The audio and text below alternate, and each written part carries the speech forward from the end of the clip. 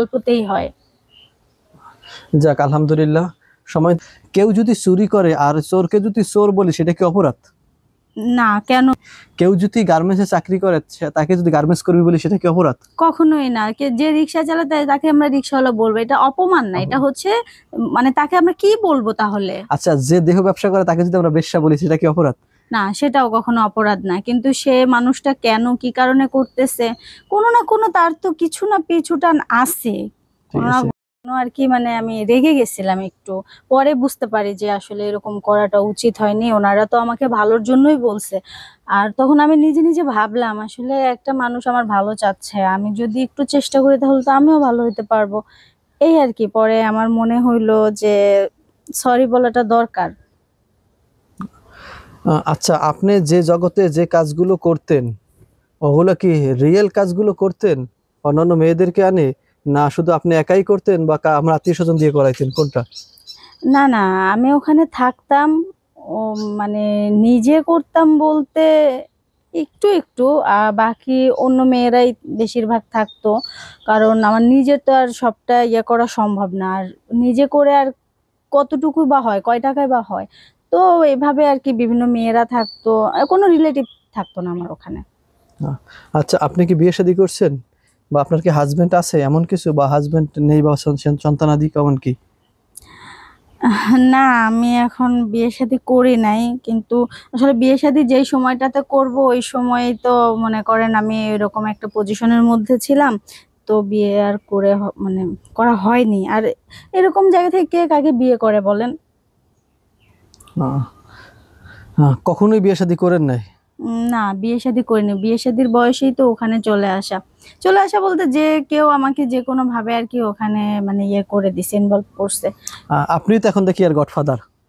হ্যাঁ, এখন ওই তো আস্তে আস্তে পুরাতন হইলে যা হয় আর কি। আচ্ছা, মূলত আপনাকে ফোন দেওয়া, আপনার সাথে কথা বলা, আপনি যেহেতু আপনি নিজের ভুল বুঝতে পারছেন, আপনাকে ওই জগৎ থেকে ফিরিয়ে আনতে হবে, মানে ফিরে আসতে হবে বা ফিরিয়ে আমাদের আনতে হবে। এখন মূলত এই জগৎটা জগৎ নয়, এটা খারাপ জগৎ, এটাকে সবাই খারাপ বলে। হ্যাঁ, অবশ্যই খারাপ। ওটা তো অন্যায় কাজ, এটা তো ভালো আচ্ছা, কাজ না। আমি ছোট্ট একটা আপনাকে কথা বলবো যদি মাইন্ড না করেন। হ্যাঁ, বলেন। আচ্ছা, কেউ যদি চুরি করে আর চোরকে যদি চোর বলি সেটা কি অপরাধ? না, কেন? চোরকে চোর বলবো এটাই স্বাভাবিক। অন্যায়কারীকে অন্যায় করছে ওটা বলবো, এটা স্বাভাবিক। জি। কেউ যদি গার্মেন্টসে চাকরি করে তাকে যদি গার্মেন্টস কর্মী বলি সেটা কি অপরাধ? কখনোই না। যে রিক্সা চালায় তাকে আমরা রিক্সাওয়ালা বলবো, এটা অপমান না, এটা হচ্ছে মানে তাকে আমরা কি বলবো তাহলে? আচ্ছা, যে দেহ ব্যবসা করে তাকে যদি আমরা বেশ্যা বলি সেটা কি অপরাধ?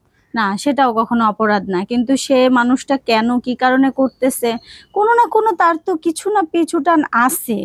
ঠিক কোনো না আছে। ঘটনা আছে তার আপনার জন্য। কাছে তো সেটা অপরাধ না, অপরাধ, কারণ সে তো এই কাজ করে।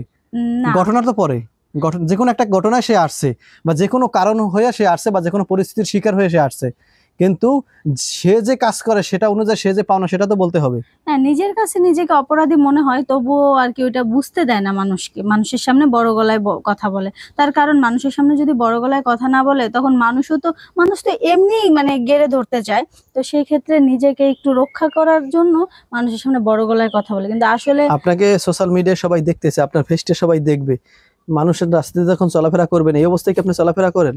হ্যাঁ, তখন আপনাকে বলবে না, সি এই মহিলা খারাপ কাজ করতে, মহিলাকে দিয়ে করাইতো, এই মহিলা খারাপ কাজ করতো, তখন কেমন লাগবে আপনার? আহ না, এরকম আসলে সবাই বলে না। তারা বোঝে, যারা ভালো মানুষ তারা বোঝার চেষ্টা করে। আর যারা মনে করেন খারাপ, তারা অলওয়েজ ভালোকেও খারাপ বলে। আর খারাপকে খারাপ বলবে, এটা তো স্বাভাবিক। তো আমি মনে করি যারা বুঝবে, জানবে, তারা কখনো এসব কথা বলবে না। তারা ভাববে যে হ্যাঁ, সে অন্যায় করছে, নিজের ভুল বুঝতে পেরে আবার সংশোধন করে ফেলছে। জি। তাহলে আপনি এখন সংশোধন হয়ে যাবেন? হ্যাঁ, অবশ্যই। ভালো হইতে তো সবারই ভালো লাগে। আমার নিজের কাছে এখন মনে হয় যে না, সুন্দরভাবে বাঁচার জন্য এত কিছু লাগে না, অল্পতেই হয়। যাক আলহামদুলিল্লাহ। সম্মানিত বন্ধুরা, আপু যে কথাগুলো বলেছে তার প্রথম পার্ট আপনারা দেখেছেন, সে কিভাবে উত্তেজিত হয়েছে, কিভাবে হুমকি দিচ্ছে, এমনকি আক্রমণ করার চেষ্টা করতেছে। পরবর্তী যেহেতু তার ভুল সে বুঝতে পারছে, সে সঠিক পথে আসার চেষ্টা করছে। জি বলুন। কথাটা হচ্ছে যে ক্যামেরার সামনে কেন আসবো না? আমি তো চুরি করিনি, অন্যের মেরে ধরে খাইনি, আমি তো ডাকাতি করিনি, কারো সম্পত্তি আত্মসাৎ করিনি বা কারো হক মারিনি। আমি যদি কোনো অন্যায় করে থাকি সেটা আমি আমার নিজের সঙ্গে করেছি। জি। অন্যায়টা আমার আমার কলঙ্ক লাগছে, সেই শুধরাবো আমি। এতে আমি সামনে আসবো না কেন? আমি তো অন্যের ক্ষতি করিনি। জি, কথা তো সেটাই। অনেক সুন্দরভাবে বুঝিয়ে বলছেন। আশা করি দর্শক শ্রোতারা বুঝতে পারছেন। আপনি তো ওখান থেকে বের হয়ে আসার পরে এই পর্যন্ত আপনি কারো কি কোনো প্রস্তাব পেয়েছেন, যারা হয়তো আপনাকে বিয়ে করতে চায়, অথবা কেউ কি আপনাকে এরকম কোনো প্রস্তাব দিয়েছে? আসলে সত্যি কথা বলতে কি, ওই বের হওয়ার পরে না, মানে ওর মাঝে থেকেই অনেকেই মানে সত্যি মানে বিয়ের জন্য বলতো না, আমি আসলে রাজি হতাম না। আমি বলতাম যে আমার পরিবারে কেউ নাই আমি ছাড়া তাদেরকে দেখার মতো। তো সেই মানুষগুলাকে দেখার জন্য আমার তাদের জন্য কিছু করতে হবে। এখন যদি আমি বিয়ে করে অন্যের অধীনে হয়ে যাই, তখন তো আমি সবটা তাদেরকে দিতে পারবো না, তাদেরকে দেখতে পারবো না। হ্যাঁ, যদিও বলবে যে হ্যাঁ ঠিক আছে দেখবা, এটা আগে বলবে, পরে তখন নাও মেনে নিতে পারে। এই ভেবে কখনো আর কি বিয়েতে রাজি হই নাই। আহ, আচ্ছা, আরেকটা বিষয় হলো, আপনি এই জগতে কতদিন যাবত হয়ে আসছেন? ছোটবেলা থেকে একবারে? না না, এখানে কেউ ছোটবেলা থেকে আসে নাকি? যখন আমি বুঝি, স্কুলে পড়ি, ক্লাস 8-এ উঠছি। 8-এ ওঠার পর ওই কিছু বান্ধবীদের সঙ্গে ঘুরতে গেছিলাম। ঘুরতে যাওয়ার পর ওরা আমাকে মানে ওরা খুব চালাক ছিল, ওদের ওইদিকে মানে যোগাযোগ ছিল, ওরা সবসময় ওইসবে যাইতো না, আমি বুঝতাম না। সবসময় টাকা উড়াইতো, আমাকে বলতো, আমি বলতাম আমার তো তোদের মতো টাকা নেই, আমি কিভাবে খরচ করব, তোদেরকে কিভাবে খাওয়াবো, ট্রিট দিব, এগুলো পারবো না। পরে একদিন আমাকে ঘুরতে নিয়ে যায়, ওখানে দেখে একটা মহিলার সঙ্গে কথা বলে। ওইখান থেকে আর কি ওখানে ওরা আমাকে রেখে চলে যায়। তারপর আর এখান থেকে আস্তে আস্তে? হ্যাঁ, তারপর ভেবে নিলাম যে যাক, প্রথম কয়েকদিন খুব খারাপ লাগতেছিল।